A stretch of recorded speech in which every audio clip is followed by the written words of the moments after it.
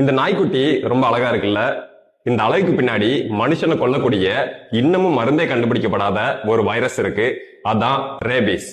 இந்த rabies virus எல்லா பாலூட்டிட்ட இருந்துமே மனுஷனுக்கு பரவும். ஆனா 99% நாய்கிட்ட இருந்து தான் பரவுது. மதுரையில ஒருத்தங்களுக்கு 4 மாசத்துக்கு முன்னாடி பூனை கடிச்சிருக்கு. அவங்க ரேபிஸ் தடுப்பூசி போடாததால 2 நாள் முன்னாடி ரேபிஸ் வந்து இறந்துட்டாங்க. இந்த ரேபிஸ் வைரஸ நாம தடுப்பூசி மூலம் 100% கண்ட்ரோல் பண்ண முடியும்.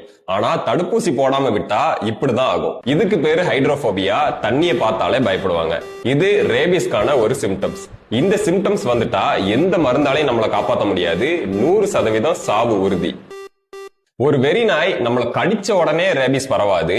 இந்த ரேபிஸ் வைரஸ் ரொம்ப பொறுமையா தான் நம்ம மூளையை நோக்கி டிராவல் ஆகும். இப்போ ஒரு நாய் நம்ம கால்ல கடிச்சிட்டா கால்ல இருந்து வைரஸ் மூளைக்கு போறதுக்கு 6 மாசம் கூட ஆகலாம். இந்த 6 மாசம் வரைக்கும் நம்ம உடம்புல எந்த சேஞ்சுமே நடக்காது. எப்போ இந்த வைரஸ் நம்ம மூளையை ரீச் ஆகி அட்டாக் பண்ணுதோ அதுக்கப்புறம் தான் இந்த சிம்டம்ஸ் எல்லாம் நமக்கு வரும். ஒன்ஸ் இந்த சிம்டம்ஸ் வந்துட்டா எந்த ஒரு தடுப்பூசியோ இல்ல எந்த ஒரு மருந்தோ வேலை செய்யாது. 10 நாள்ல இறந்துருவாங்க. அதனால என்னை ஒரு நாய் 1 மாசத்துக்கு முன்னாடி தான் கடிச்சது, நான் நல்லா தான் இருக்கேன்னு அசால்ட்டா இருக்காதீங்க. உடனே போய் தடுப்பூசி போட்டுக்கோங்க. தடுப்பூசியை பொறுத்தவரை படத்துல வர்ற மாதிரி தொப்புளை சுத்தி 40 ஊசி எல்லாம் போட மாட்டாங்க.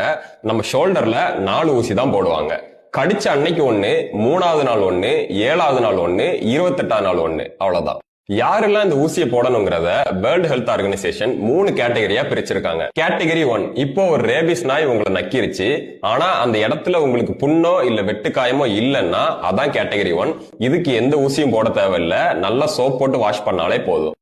கேட்டகரி 2, நாய் உங்களை பிரண்டினாலோ இல்ல நாய் நக்கின இடத்துல உங்களுக்கு ஆல்ரெடி ஒரு புண்ணு இருந்தாலோ இதான் கேட்டகரி 2. இதுக்கு 4 தடுப்பூசி போடணும். கேட்டகரி 3, நாய் உங்களை கடிச்சு ரத்தம் வந்தா இதான் கேட்டகரி 3. இதுக்கு 4 தடுப்பூசி கூடவே இம்யூனோகுளோபுலின் சேர்த்து போடணும். இம்யூனோகுளோபுலின்ங்கிறது என்னன்னா, இப்போ நம்ம தடுப்பூசி போட்டா அந்த தடுப்பூசியில இருந்து எதிர்ப்பு சக்தியை உண்டு பண்ணவே நம்ம உடம்புக்கு 2 வாரம் ஆகும். இந்த 2 வார டைம்ல நமக்கு ரேபிஸ் தாக்கிடக்கூடாதுல்ல, அதனால ஒரு சேஃப்டிக்காக எதிர்ப்பு சக்தியவே டைரக்டா கடிச்ச இடத்த சுத்தி போடுவாங்க. இதுக்கு பேரு தான் இம்யூனோகுளோபுலின். ஃபைனலா சேஃப்டி பிரிகாஷன்ஸ் என்னெல்லாம் பண்ணலாம்? ரேபிஸ் பேஷண்ட்ல 10ல் 5 பேர் 15 வயசு கீழே உள்ள குழந்தைங்க தான். காரணம் என்னன்னா, அவங்க நாய் கடிச்சா பயந்து போய் வீட்டுல சொல்லாம மறைச்சிருவாங்க.